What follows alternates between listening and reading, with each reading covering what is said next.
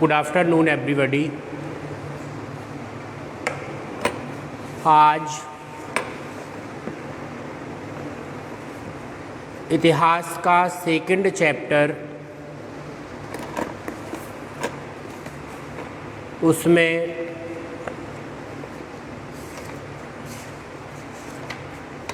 दक्षिण भारत के राजवंश, मतलब मेरा कहने का ये है कि दक्षिण भारत में कुछ राजाओं के वंश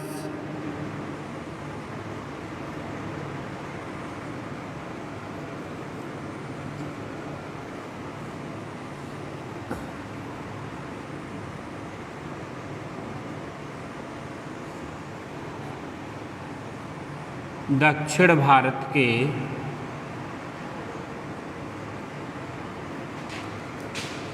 राजवंश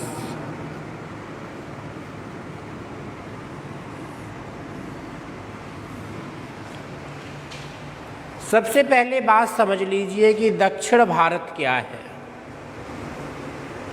वैसे तो शब्द से स्पष्ट होता है कि भारत का दक्षिणी हिस्सा।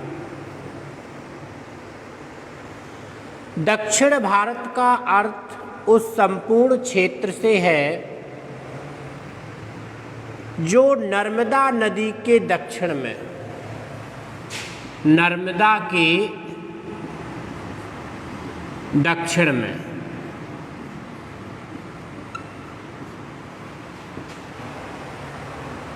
और पूर्व में बंगाल की खाड़ी।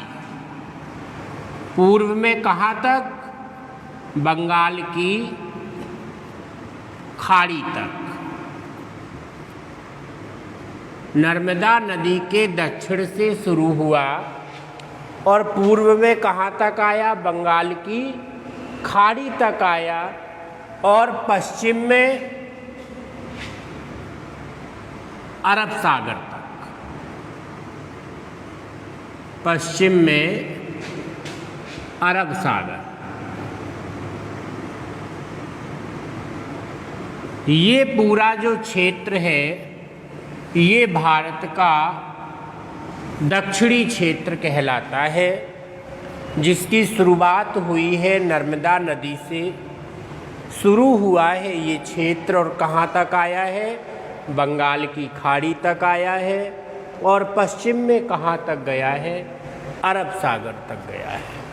इतना क्षेत्र ये क्या कहलाता है? दक्षिणी भारत कहलाता है। बात समझ में आ गई? तो इस क्षेत्र में कुछ राजाओं के वंश स्थापित हुए हैं और उसमें 4 वंश हैं आपके। नंबर 1 चालुक्य वंश, नंबर 2 चोल वंश,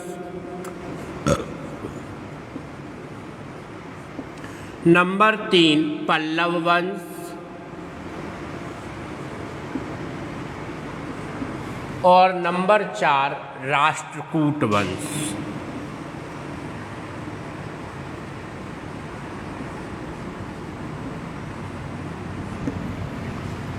ये 4 वंश जो हैं, number 1 Chalukya, number 2 Chola, number 3 Pallava और नंबर 4 राष्ट्रकूट, ये 4 वंश ये दक्षिण भारत के राजवंश कहलाते हैं। और दक्षिण भारत की सीमा कहाँ से कहाँ तक है? नर्मदा नदी के दक्षिण से बंगाल की खाड़ी होता हुआ पश्चिम में अरब सागर तक के क्षेत्र को भारत का दक्षिणी क्षेत्र कहते हैं। और इसमें 4 राजाओं के वंश स्थापित किए गए, जिसमें पहला चालुक्य वंश, दूसरा चोल वंश, तीसरा पल्लव वंश और चौथा राष्ट्रकूट वंश के नाम से जाना जाता है। बात क्लियर हुई इतनी? अब पहला वंश आता है दक्षिण भारत का चालुक्य वंश। कौन सा वंश आएगा? चालुक्य वंश। चालुक्य शासकों के द्वारा जिसकी स्थापना की गई। चालुक्य शासक के द्वारा ये वंश बसाया गया और इस वंश को हम किसके नाम से जानते हैं? चालुक्य वंश के नाम से जानते हैं। तो पहला वंश का नाम क्या है? चालुक्य वंश। इस वंश की स्थापना किस शासकों के द्वारा की गई थी? चालुक्य शासकों के द्वारा की गई थी। किसके द्वारा की गई थी? चालुक्य शासकों के द्वारा की गई थी। तो चालुक्य वंश की जो उत्पत्ति हुई है वो सूलिक जाति से हुई है। उत्पत्ति किससे हुई है? सूलिक जाति से। सूलिक जाति से उत्पत्ति हुई है और पृथ्वीराज रासो में चंद्रवरदाई की रचना है पृथ्वीराज रासो।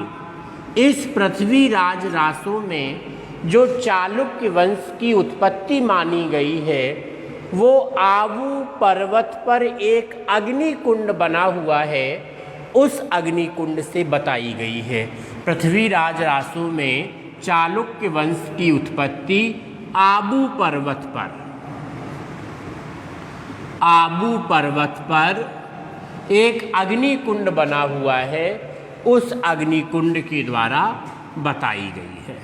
तो अलग अलग किंवदंतियाँ हैं इसके निर्माण के क्षेत्र में, इसकी उत्पत्ति के विषय में। सूलिक जाति से कुछ के द्वारा बताया गया है। किसी ने बताया है कि आबू पर्वत पर एक अग्निकुंड बना हुआ था, उसके आधार पर चालुक्य वंश की उत्पत्ति हुई है। कुछ इतिहासकार ये बताते हैं कि ये चालुक्य वंश जो था ये अपने भारत का राजवंश नहीं था, ये विदेशी था। कुछ इतिहासकार इस वंश को विदेशी मानते हैं, लेकिन नीलकंठ शास्त्री के अनुसार, किसके अनुसार? नीलकंठ शास्त्री, नीलकंठ शास्त्री के अनुसार इसकी जो उत्पत्ति मानी गई है वो चालुक्य शब्द से मानी गई है। किससे मानी गई है? चालुक्य शब्द से। तो इसकी उत्पत्ति के विषय में, चूँकि ये इतिहास का विषय है, जिस व्यक्ति को जो प्रमाण देखने को मिले उसके आधार पर समाज में इसकी उत्पत्ति निर्धारित कर दी गई। सबसे पहली उत्पत्ति सूलिक जाति से मानी जाती है कि चालुक्य वंश की उत्पत्ति सूलिक जाति से हुई। दूसरी, पृथ्वीराज रासो में ऐसा लिखा हुआ है चंद्रवरदाई ने